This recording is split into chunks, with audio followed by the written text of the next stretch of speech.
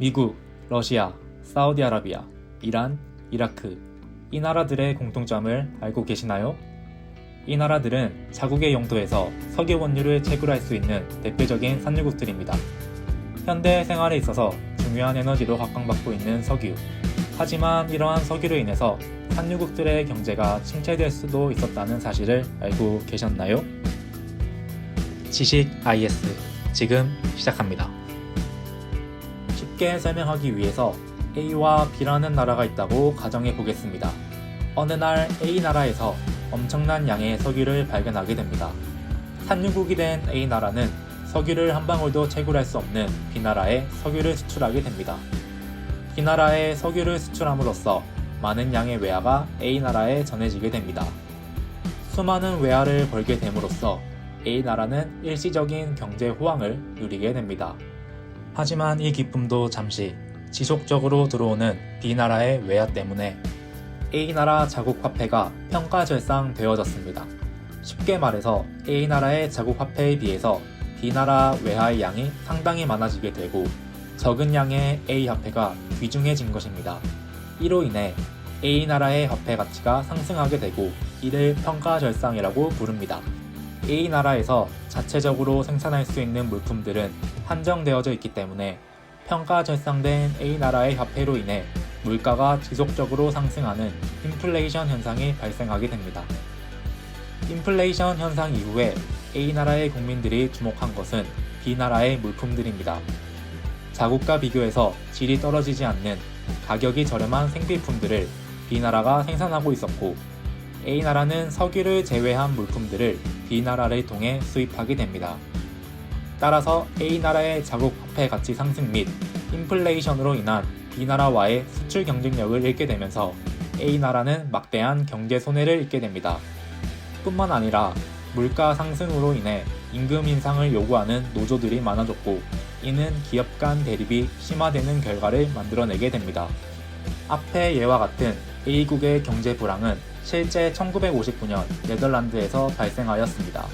1959년 흐로닝언주 앞 북해에서 네덜란드는 대량의 천연가스를 발견하였습니다. 대량의 천연가스를 수출함으로써 일시적인 경제 호황을 누릴 수 있었지만 대량의 달러들이 네덜란드에 유입이 되었고 네덜란드의 화폐인 굴덴화의 가치가 지속적으로 상승하게 됩니다. 평가절상된 굴덴화는 인플레이션 현상을 촉진시켰고 천연가스를 제외한 다른 네덜란드의 수출업체들은 경쟁력을 잃어버렸습니다. 이로 인해 네덜란드는 1960년부터 1970년까지 극심한 경제 불황을 겪게 됩니다. 경제학자들은 특정 자원이 풍부한 것이 오히려 경제 발전을 저해한다는 네덜란드 병이라는 경제 용어로 부르기 시작하였습니다. 오늘날에도 네덜란드 병은 민주주의가 미성숙한 제3세계, 즉 아프리카, 중동, 중남미 등에서도 찾아볼 수 있습니다. 이들 나라의 공통점은 막대한 자원으로 인해 어마한 양의 부를 가지고 있지만 그 외에 모든 것들이 쇠퇴되어 있는 나라입니다. 이 나라들은 민주주의가 발달되지 않았기 때문에 막대한 자원으로 인해 벌어들인 부는 국민들에게 공정하게 분배되지 않고 독재 정권이나 특정 세력을 위해 쓰이기 시작했습니다.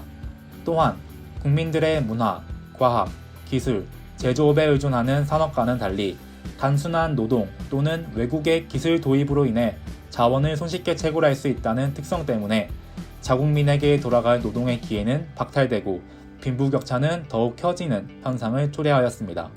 또한 자원에 대한 의존도가 커짐으로써 원자재의 국제 가격 변동에 의해서 국가 경제에 심각한 위기를 초래할 수 있습니다. 대표적인 예로 1998년 미국의 세일가스 생산 기술 개발로 인해서 2014년 국제 유가가 폭락하는 사태가 일어났고 수출 산업의 대부분을 석유에 의존하던 베네수엘라는 인플레이션 8만% 및 지속되는 경기 침체로 인한 인구의 90%가 빈곤층으로 전락하는 결과를 초래했습니다. 그렇다면 이러한 네덜란드 병을 극복할 수 있는 방법은 무엇일까요? 네덜란드 병을 반면교사 삼아 오히려 경제 호황을 이루어낸 나라가 있습니다. 1970년 북해 유정 개발로 인해서 막대한 양의 원유를 발견한 노르웨이는 대규모 석유 기금을 조성하여 자국의 화폐 통화량을 조절하였습니다. 통제되는 화폐 통화로 인해서 인플레이션을 방지할 수 있었고, 이를 교육, 연구, 의료에 투자함으로써 이례적인 경제 성장을 이끌어낼 수 있었습니다. 오늘은 네덜란드 병에 대해서 알아보았는데요. 영상이 도움이 되셨다면 구독과 좋아요 부탁드립니다. 감사합니다.